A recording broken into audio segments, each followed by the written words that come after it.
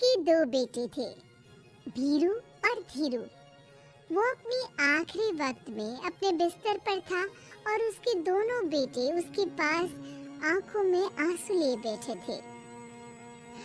पिताजी, आप चिंता मत कीजिए, मैं और धीरू है ना, हम आपको कुछ नहीं होने देंगे। हाँ पिताजी, आप बस आराम कीजिए, डॉक्टर अभी आता ही होगा। मेरे बच्चों, मेरा अंतिम समय आ गया है। तुम दोनों मेरी बात ध्यान से सुनो। मैंने वकील से कहकर अपनी जायदाद तुम दोनों में आधी आधी बांट दी है। मेरे जाने के बाद तुम दोनों मिलकर रहना, एक दूसरे के सुख दुख में साथ देना। तुम्हारी माँ की भी यही इच्छा थी। जी पिताजी, आप जैसा कहेंगे हम वैसा ही करेंगे। जी पिताजी, आप जैसा कहेंगे हम वैसा ही करेंगे। और सुरेश उन्हें छोड़कर चला जाता है। अरे धीरू भाई, मैं तुझसे कहना चाहता था कि मुझे व्यापार बढ़ाने के लिए कुछ रुपयों की जरूरत है। अब पिताजी के जाने के बाद हम दोनों ही एक दूसरे का सहारा है। पिता के जाने के कुछ दिनों के बाद दोनों भाइयों की जिंदगी धीरे धीरे सामान्य हो जाती है। दोनों भाई अब अपना अपना व्यापार संभाल लेते हैं। दोनों एक ही घर में तो रहते हैं, लेकिन अब उनके रिश्ते में पहले जैसी बात नहीं रहती। भीरू शुरू से ही लालची था, इसलिए सुरेश ने पहले ही उन दोनों में प्रॉपर्टी का हिस्सा बांटकर लड़ाई की गुंजाइश खत्म कर दी थी। लेकिन पिताजी के जाने के बाद भीरू का लालच बढ़ने लगा। हाँ भैया, आप बताइए कि मैं आपकी किस तरह से मदद कर सकता हूँ। मुझसे जो बन पड़ेगा मैं करूँगा। अच्छा तो भाई, तू ना मुझे अपनी गाय दे दे। वैसे भी तू पढ़ा लिखा मॉडर्न लड़का है, भला तू गाय का करेगा क्या?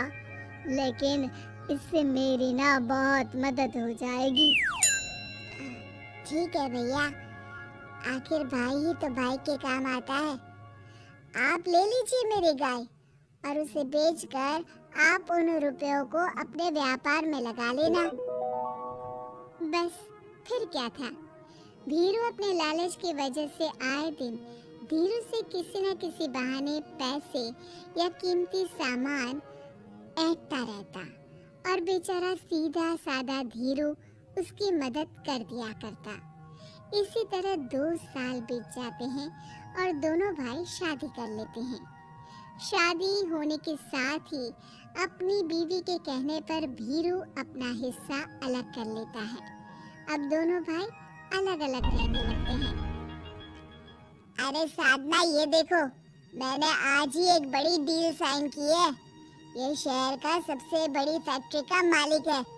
इसके साथ व्यापार करके मेरे व्यापार में दिन दुनी रात चौगुनी तरक्की होगी।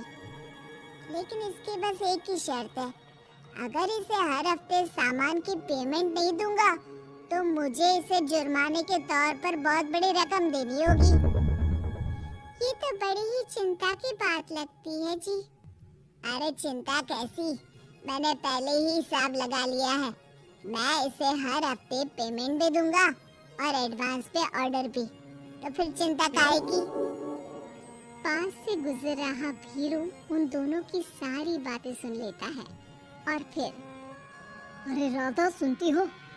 उस धीरू ने आज एक बहुत बड़ी डील साइन की है। ये सुनकर ना मुझे बहुत बुरा लग रहा है। भीरू उसे सारी बात बताता है। तो ऐसे हाथ पे हाथ रख के गुस्सा करने से क्या होने वाला है? आप तो उस डील की कमजोर कड़ी जानते ही हैं, तो मारिए हथौड़ा। अगले दिन धीरू के घर में चोरी होती है और उसमें उसके वो रुपए भी चले जाते हैं जो धीरू डील के मुताबिक क्लाइंट को देने वाला था। फिर शर्त के हिसाब से धीरू को जुर्माने की रकम देने के लिए अपना घर गिरवी रखना पड़ता है और उसका व्यापार भी बंद हो जाता है। सुनिए जी, आप दिल छोटा मत कीजिए। आप कोई ऐसा बिजनेस कीजिए जिसे आप जल्दी से जमा सके और कम पैसों से भी शुरू कर सके। आप फल सब्जियों का व्यापार शुरू कीजिए। तुम ठीक कहती हो। मैं कल से ही मंडी जाकर सब जानकारी लेकर आता हूँ। उधर बीरू और राधा धीरू की बर्बादी की खुशियाँ मनाने में लग जाते हैं और इधर धीरू खूब मेहनत करके फिर से अपनी आर्थिक हालात पटरी पर ले आता है। लेकिन फिर एक दिन, अजी सुनते हो, तुम यहाँ पर उसके बर्बाद होने की गलत फहमी में खुश हुए जा रहे थे और तुम्हारे भाई का फल सब्जियों का व्यापार बड़ा अच्छा चल निकला है। मैं अभी बाजार में उसकी दुकान देख कर आ रही हूँ। अरे भीड़ लगी हुई थी वहाँ तो फिर जल्दी से अपने खुराफाती दिमाग से कोई आइडिया निकालो इस मुसीबत का। आइडिया तो बहुत अच्छा है मेरे दिमाग में। अपने भाई से कह के इसके गोदाम में चूहे डलवा दूंगी, फिर देखना नजारा।